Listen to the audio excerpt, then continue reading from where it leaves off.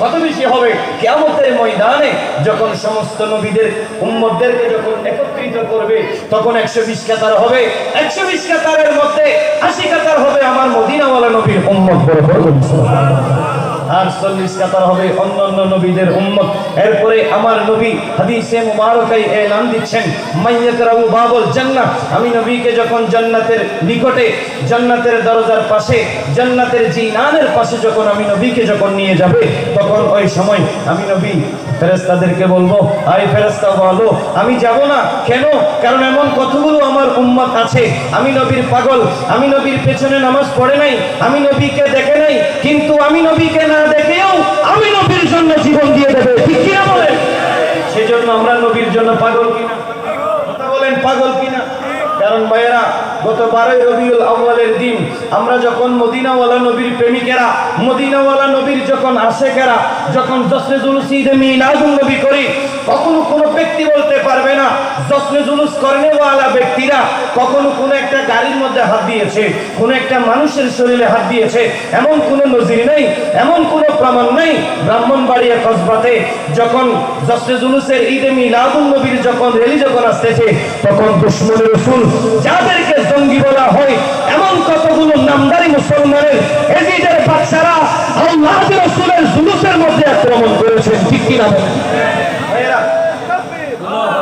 নারের সালাম, সংসারে মদিনা, জশ্নে মিলাদুন নবী। তাহলে ভাইরা একটা জিনিস খেয়াল করবেন, সুন্নি আলেম উগ্র নয়, ঠিক কি না? এটা মানুষের কাছে প্রমাণ দেওয়ার দরকার নাই, কারণ মানুষেরা জানে সুন্নি আলেম শুধু সুন্নি আলেম নয়, যারা আল্লাহ রাসূলকে অন্তর থেকে মহব্বত করে ওই ধরনের ব্যক্তিরা উগ্র নয়, কারণ ওদের ভিতর মদিনাওয়ালা নবীর ভালোবাসা আছে, ঠিক কিনা বলেন? আল্লাহ পাক রব্বুল আলামিন আমাদেরকে মদিনাওয়ালা নবীর দামান ধরে চলার তৌফিক দান করুন। লা ইলাহা লা ইলাহা লা ইলাহা, একটু মুহাম্মদের আওয়াজে লা ইলাহা। আরে কত সুন্দর মদিনা, যারে নাই কোনো তুলনা, বোঝেও কেন বোঝো না, ঈমান হলো মদিনা। লা ইলাহা লা ইলাহা সালাতুনিয়া।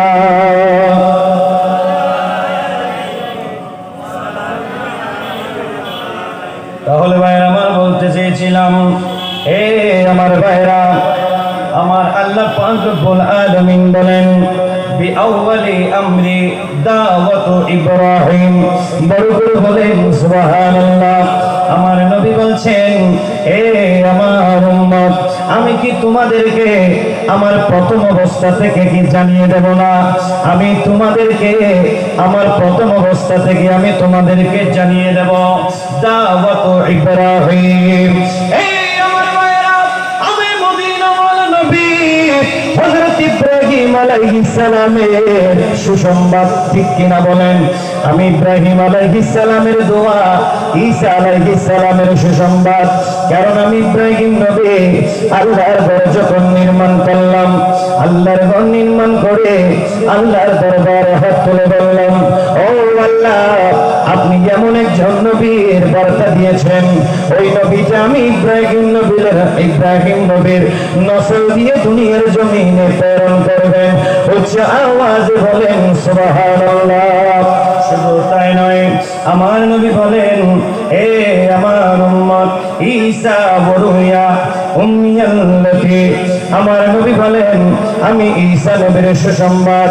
কারণ দুনিয়ার জমিনে আমি নবী আসার আগে হযরত ঈসা আলাইহিস সালাম তিনি তার উম্মতদেরকে বললেন, এ আমার উম্মত, এ আমার উম্মত, তোমরা জেনে রাখো, তোমরা শুনে রাখো, আমি ঈসা নবী যখন চলে যাব, এমন একজন নবী আসবে যে নবীটা হলো শেষ নবী, ঠিক কিনা বলেন? আমার নবীর পরে কোন নবী আসবে না। সেই জন্য আমার আল্লাহ বলেন, মা কানা মুহাম্মাদুন আবা আহাদিম মিন রিজালিকুম ওয়ালাকিন রাসূলুল্লাহি ওয়া খাতামুন নবিয়্যিন। ঠিক কিনা বলেন? আমার আল্লাহ বলেন, আমি এমন একজন নবী পাঠাবো যে নবীর পরে আর কোন নবী আসবে না। ওই নবী কারো বাবা নয়। ঠিক কিনা বলেন?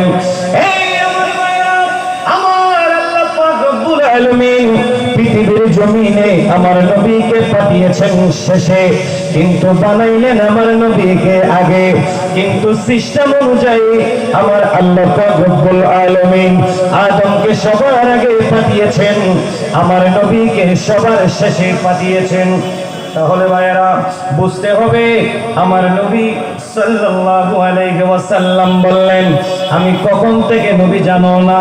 ক্বালা ইন্নী ইনদাল্লাহি মাকতুবুন খাতামুন নবিয়িনা ওয়া ইন্না আদামা লামুনজাদিলুন ফি তিনাতিহি। আমার নবী বলেন, আমি তখনও আল্লাহর কাছে নবী হিসেবে ছিলাম।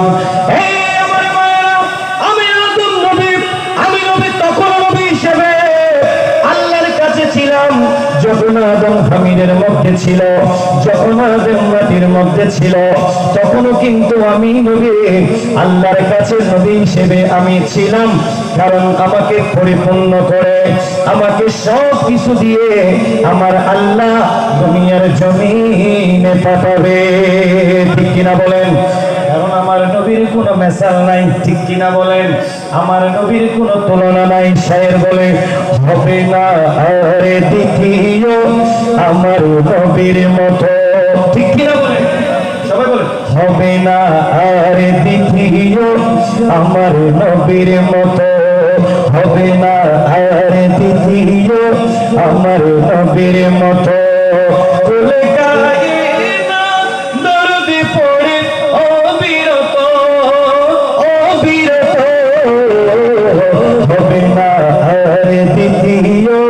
আমার নবীর মতো সালাত নিয়া।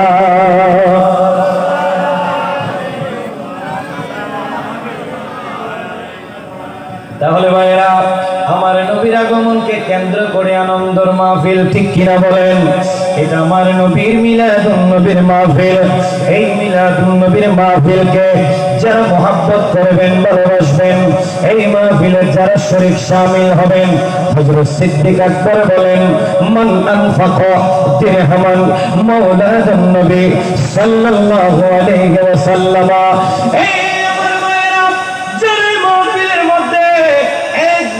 টাকা খরচ করে যারা মাহফিল সাজাইবে, যারা মাহফিলকে সহযোগিতা করবে, আবু বকর সিদ্দিকের সাথে তারা জান্নাতে যাবে।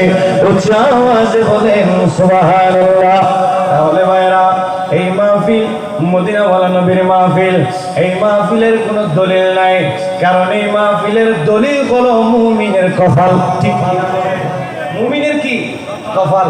কারণ বেঈমানদেরকে নারে তাকবীর, নারে সালাম, শায়ে মদিনা হযরত আল্লামা আল-হাজ জনাব মাওলানা নূর মোহাম্মদ সাহেব মুতাজিলুল আলী, নারে তাকবীর, নারে সালাম।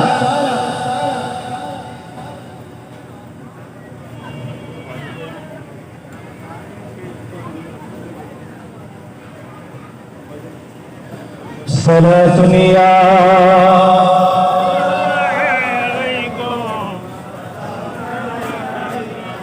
সালাতুনিয়া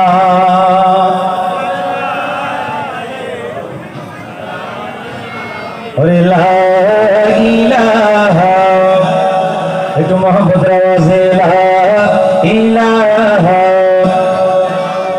ওরে বহু দূরে মদিনা, যারে নাই কোনো তুলনা। দয়াল আল্লাহ দয়া করো, পুরো মনের বাসনা।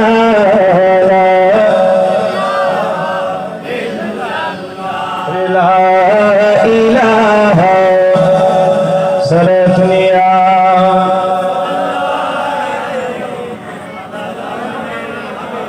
তাহলে ভাই একটু খেয়াল করেন, নবীকে শুধু আমরা মহব্বত করতেছি না, নবীকে শুধু আমরা মহব্বত করি না, নবীকে অন্যান্য নবীদের উম্মতেও মহব্বত করতেন, ঠিক কিনা বলেন? হে আমার ভাইরা একটু খেয়াল করবেন, কিতাবের নাম হলো মুস্তাতারাফ। কিতাবের নাম কি? কথা বলেন, কিতাবের নাম কি? কিতাবের নাম হলো মুস্তাতারাফ। এই কিতাবের মধ্যে একটি ঘটনা কোট করেছেন তুবাই আউয়াল। তিনি প্রতি বছর ভ্রমণ করতেন, দেশ ভ্রমণ করতেন জানার জন্য, প্রত্যেকটা জায়গা গবেষণা করার জন্য, অনুধাবন করার জন্য। তিনি একবার সফরের মধ্যে যাচ্ছেন, ওই সফরের মধ্যে 12,000 আলেম, বলেন কয় হাজার? 12,000 আলেম। ওই সফরের মধ্যে 12,000 ডাক্তার ছিল, 12,000 বিজ্ঞানী ছিল। ওই সফরের মধ্যে 1 লাখের অধিক বেশি ওনার সফর সঙ্গী ছিলেন। কিতাবের নাম হলো মুস্তাতারাফ। কিতাবের নাম কি? মুস্তাতারাফ। এটা উর্দু কিতাব, একটি অনেক বছর আগের কিতাব। আমার মদিনাওয়ালা নবী তখন আসে নাই। আল্লাহ রসুল দুনিয়াতে আসার প্রায় 500 বছর আগের ঘটনা। কয়শো বছর? আল্লাহ নবী আসার, আল্লাহ রসুল আসার 500 বছর আগের ঘটনা। অর্থাৎ আল্লাহ রসুল এখন দুনিয়ার জমিন থেকে পর্দা করেছেন 1,500 বছর। টোটাল প্রায় 2,000 বছর আগের ঘটনা। একটু খেয়াল করবেন, আমি খুব দ্রুতভাবে আমার কথাগুলো আমি বলতেছি, খেয়াল করবেন একটু। তো তুবাই আউয়াল উনি সফরের মধ্যে যাচ্ছেন।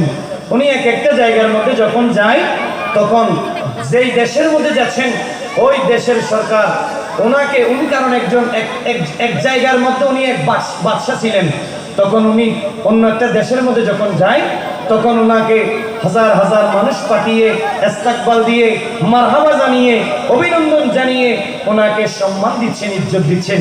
এভাবে যেতে যেতে উনি সর্বশেষ যখন পবিত্র মক্কাতুল মুকাররমায় যখন উনি গেলেন, উনি যাওয়ার পরে ওখানে ওনাকে কেউ সালাম দেয় নাই, কেউ ওনাকে ইজ্জত করে নাই, কেউ ইস্তেকবাল দেয় নাই। এখন বাদশাহ সাহেব রাগান্বিত হয়ে গেছেন। উনি ওনার বহরের একজন মুফতি সাহেব, গ্রেট মুফতি, অনেক বড় আলেম ছিলেন, এমন একজন আলেমকে দাঁড় করাইলেন। এই আলেম সাহেব, আমি তোমাকে বলতে চাই, তুমি বলো না, যখন আমরা দেশের মধ্যে গিয়েছিলাম আমাকে ইজ্জত করেছেন, সম্মান করেছেন, আমাকে ইস্তেকবাল দিয়েছেন, মারহাবা জানিয়েছেন, কিন্তু এই দেশের মধ্যে কোনো সম্মান দেয় নাই, আমাদেরকে কোনো ইজ্জত দেয় নাই, কেন বলো না? তখন ওই আলেম দাঁড়িয়ে বললেন, হুজুর, এখানে মানুষকে সালাম দেয় নাই কেন? কারণ কোনো একটা কোনো আল্লাহর কবুলকৃত বান্দার জন্য জায়গাটা দামি হয়, ঠিক কিনা বলেন? এই আল্লাহর বান্দা সিলেট দামি হয়েছে শাহজালালের জন্য, ঠিক কিনা বলেন? এই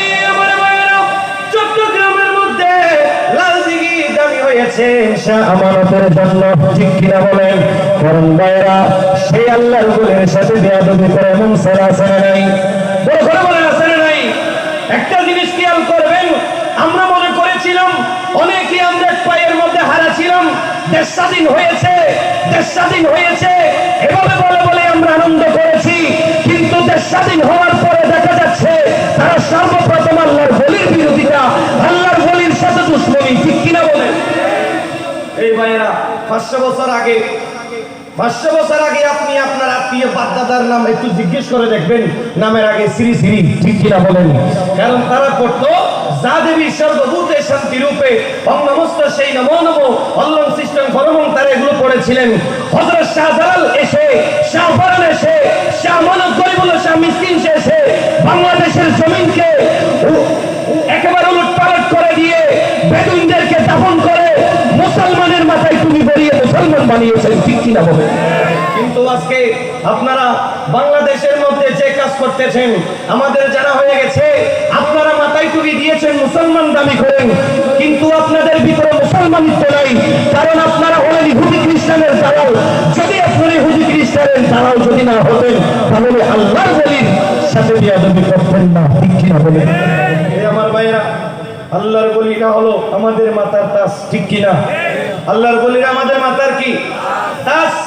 কারণ আল আম্বিয়াউ মাসুমুন, আল আউলিয়াউ মাহফুজুন।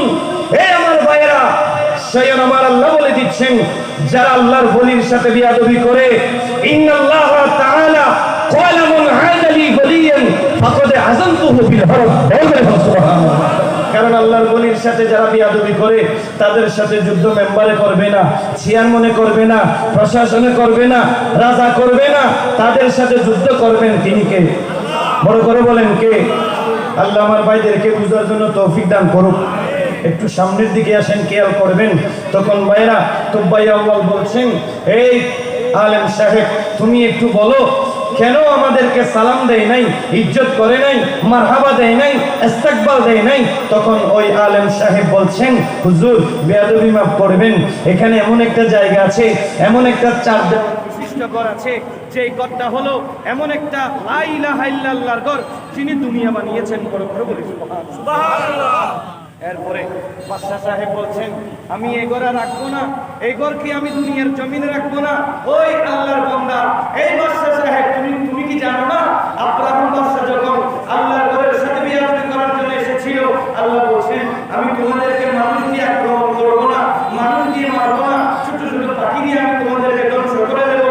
কারণ আল্লাহ বলেছেন, এই আমার বান্দা, দুনিয়ার জমিনে আমি তিনটা জিনিসের আমানত নিয়েছি। এক নম্বর হলো আল্লাহর ঘরের, দুই নম্বর হলো মদিনাওয়ালা নবীর, তিন নম্বর হলো কোরআনুল কারীমের।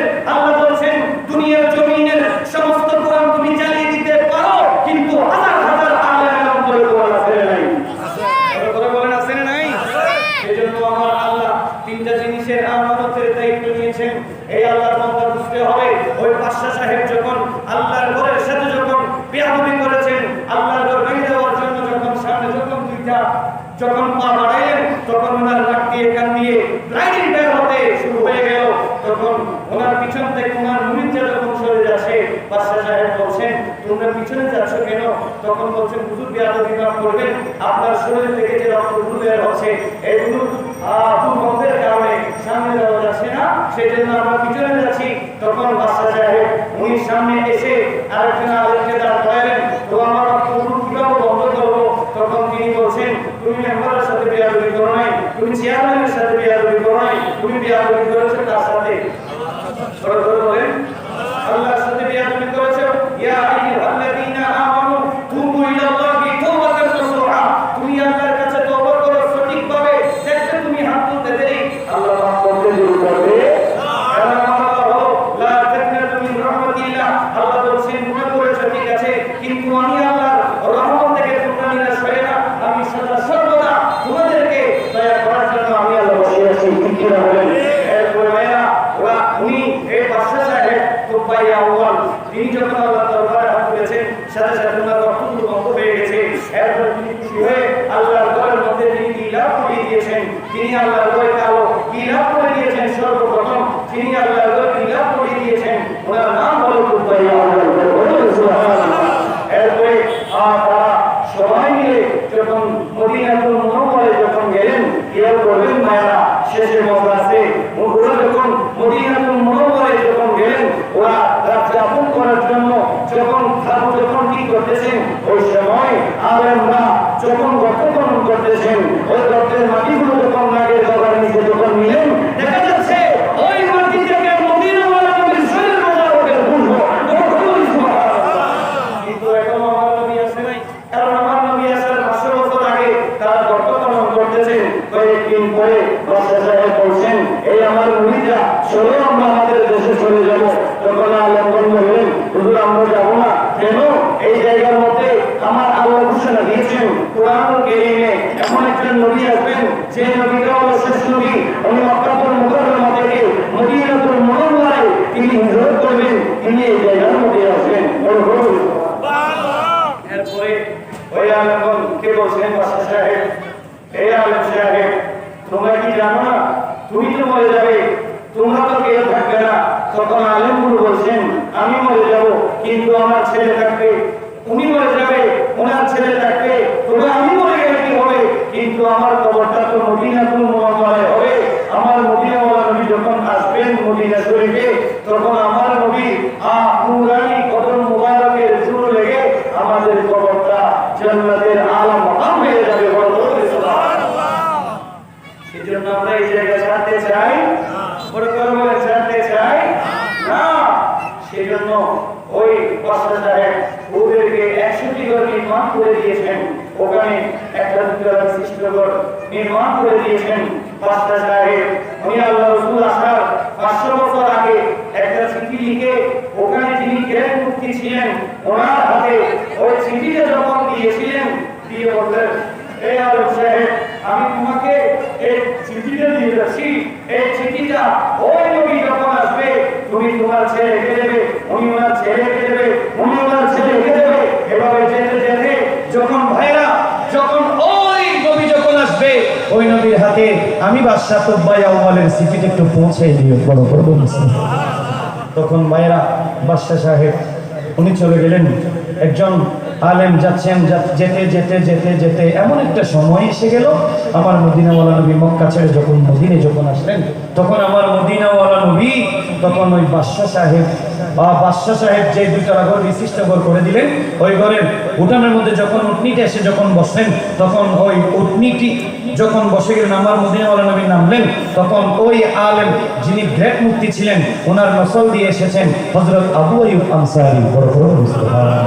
আমার নবী নেমে বলছেন, হে আবু আইয়ুব আনসারী, আজকে থেকে প্রায় 500 বছর আগে ইয়েমেনের বাদশা তুব্বাই আউয়াল তোমাকে একটা চিঠি দিয়েছিল, চিঠিটা একটু আমি মদিনাওয়ালা নবীর হাতে দাও, বড় বড় বলছে। কারণ আমার নবীকে কে বলছে? কথা বলে না বলছে, কারণ আমার নবীকে বলে দিয়েছেন তিনি কে। কারণ আমার নবী প্রেজেন্ট, ফাস্ট, ফিউচার, অতীত, বর্তমান, ভবিষ্যৎ সবকিছু জেনে দিয়েছেন কে? এরপরে আমার নবী ওই চিঠিটা পড়লেন, তারপরে তুব্বাই আউয়ালের জন্য দোয়া করেছেন। তাহলে বুঝে যাই, হে আল্লাহর বান্দা, শুধু আমার নবীকে আমরা মহব্বত করি না, আমার নবীকে অন্য নবীদের উম্মতেরও মহব্বত করেছেন। বলি সুবহানাল্লাহ। আল্লাহ পাক রব্বুল আলামিন আমাদের প্রত্যেককে আমার মদিনাওয়ালা নবীকে মহব্বত করে ভালোবেসে চলার তৌফিক দান করুন। ওয়া মা আলাইনা ইল্লাল বালাগ। আসসালামু আলাইকুম ওয়া রাহমাতুল্লাহি ওয়া বারাকাতুহু।